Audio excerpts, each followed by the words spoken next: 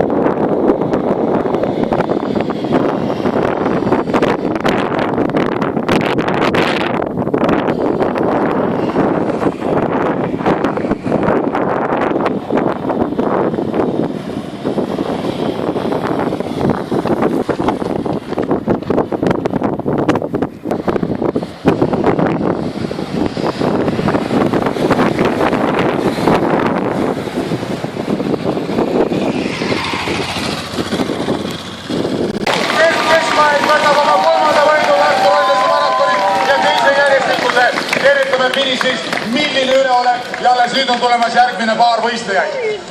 Autotiimi meestest Jaan Martin võtab siit siis teise koha ja läheb Maksim Võsotskile number 13 nii, läheb siis kolmas koht ja Lauri Koort tuleb nüüd. Lauri on sepistanud siin meeskonnakaaslaste ilmselt täna nii võidu kui ka teise koha.